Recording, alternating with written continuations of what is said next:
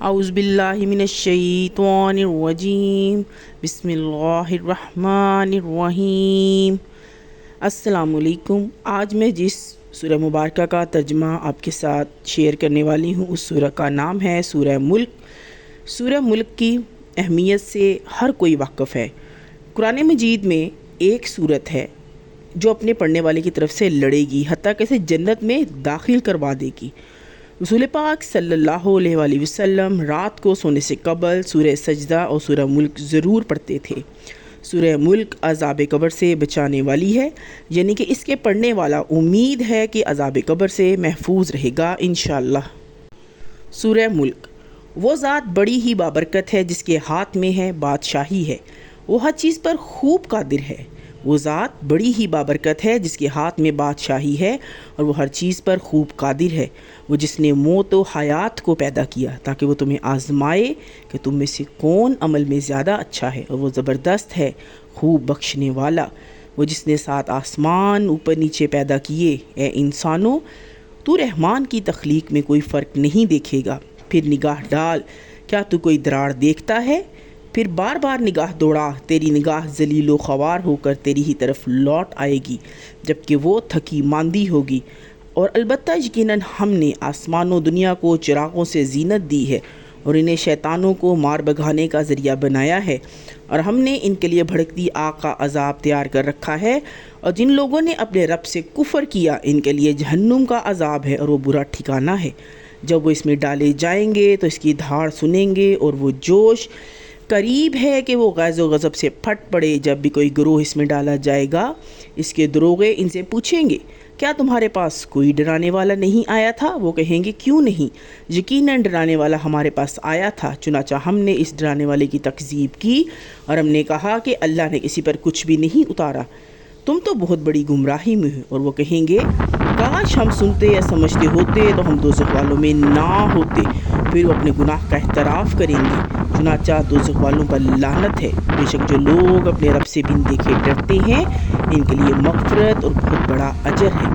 اور تم اپنی بات چھپا کر کہو یا اسے پکار کر کہو، بے شک وہ سینوں کے بھید خوب جانتا ہے۔ بھلا وہ نہ جانے گا جس نے سب کو پیدا کیا، اور وہی باریک بین بہت باخبر ہے۔ وہی ہے جس نے زمین کو تمہارے تابع کر دیا، لہٰذا تم اس کی راہوں میں چلو اور اس میں اللہ کے رزق میں سے کھاؤ اور اسی کی طرف جی اٹھنا ہے۔ کیا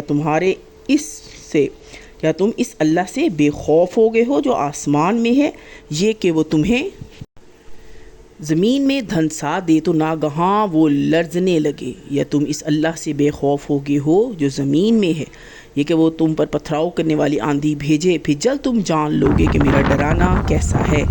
اور البتہ یقیناً تکذیب کر چکے وہ جو ان سے پہلے تھے، چنانچہ دیکھ لو میرا عذاب کیسا ہے۔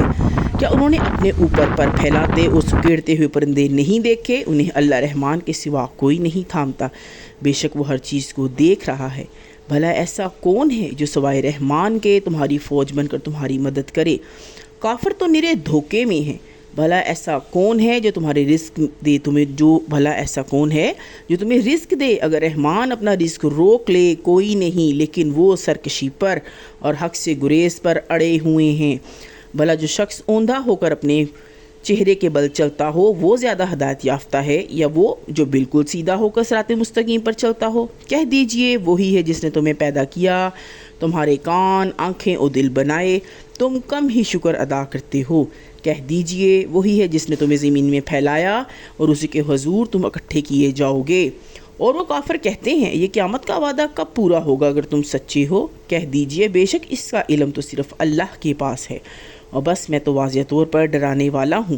پھر جب وہ اسے قریب دیکھیں گے تو کافروں کے چہرے بگڑ جائیں گے اور کہا جائے گا، یہی ہے جو تم مانگتے تھے۔ کہہ دیجئے، بھلا بتاؤ تو اللہ خواہ مجھے اور ان کو جو میرے ساتھ ہیں ہلاک کر دے یا ہم پر رحم کرے تو کافروں کو دردناک عذاب سے کون پناہ دے گا؟ کہہ دیجئے، وہ رحمان ہے، ہم اس پر ایمان لائے اور اسی پر ہم نے توکل کیا، چنانچہ تم جلد جان لوگے کون کھلی گمراہی میں ہے۔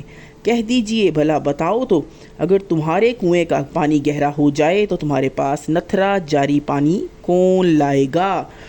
کہہ دیجئے، بھلا بتاؤ تو اگر تمہارے کنویں کا پانی گہرا ہو جائے تو تمہارے پاس نتھرا جاری پانی کون لائے گا؟ میرے چینل کو اس طرح کی مزید ویڈیو دیکھنے کے لیے پلیز میرے چینل کو لائک کریں، سبسکرائب کریں، شیئر کریں، کومنٹ کریں۔ میں اس طرح کی مزید ویڈیو آپ کے لیے انشاءاللہ لاتی رہوں گی۔ السلام علیکم ورحمۃ اللہ۔